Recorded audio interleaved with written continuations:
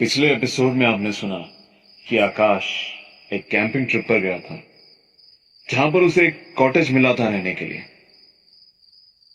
रात में जब वो वहां रह रहा था, किसी ने उसके दरवाजे पर नॉक किया और जब उसने दरवाजा खोला, वहां पर एक बड़ा बॉक्स पड़ा था जिसे वो अंदर ले गया। उसने वो बॉक्स खोला और देखा कि उसमें एक और वुडन बॉक्स था जो काफी पुराना लग रहा था और उसे एक कैंडल की वैक्स से सील किया हुआ था। उस बॉक्स के साथ साथ उसमें एक डॉल भी थी जिसको बबल रैप में पैक किया हुआ था। आकाश के रूम में इन दो चीजों के आ जाने से मानो एक अलग शांति आ चुकी थी।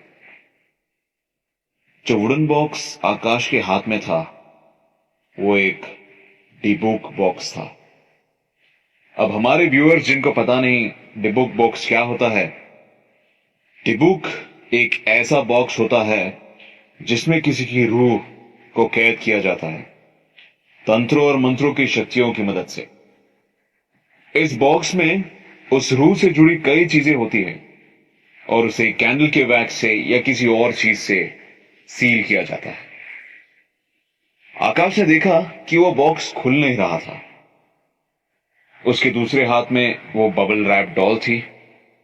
उसने उस डॉल को दरवाजे की तरफ फेंक दिया और डिबुक बॉक्स लेकर उस रॉकिंग चेयर पर बैठ गया। उस बॉक्स पर लगी हुई वैक्स को वो खींच खींच कर निकालता रहा और फाइनली कुछ देर बाद वो बॉक्स खुला।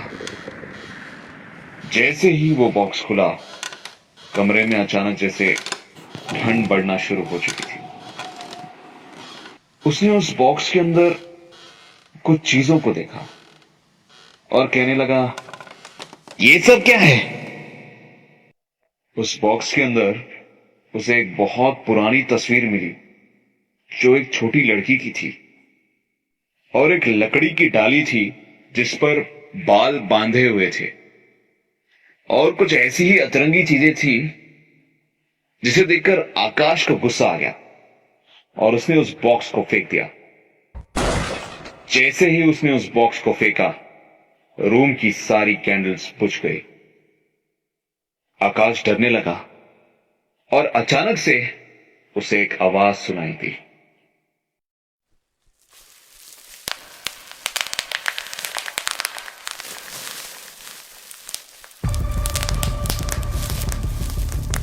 डॉल उस बबल रैप से बाहर आ चुकी थी और अचानक उस डॉल के पास पड़ी कैंडल जल पड़ी।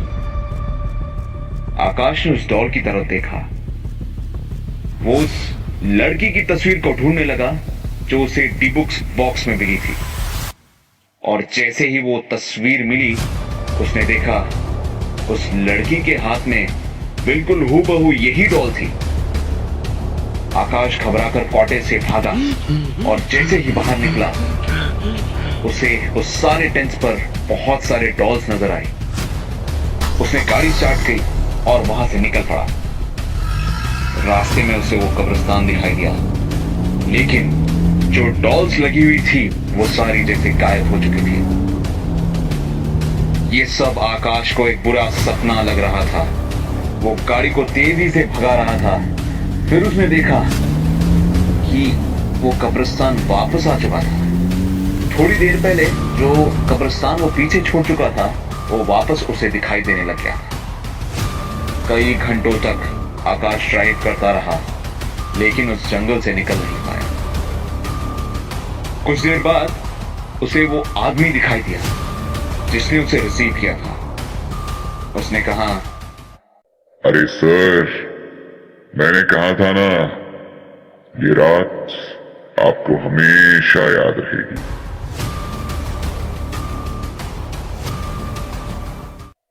बस उस दिन बाद आकाश का कभी पता नहीं चला। आप सब सोच रहे होंगे कि अगर आकाश गायब हो गया तो मुझे यह कहानी किसने सुनाई?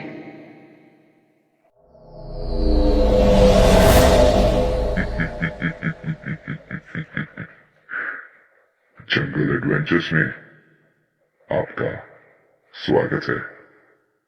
इंतजार रहेगा आपका।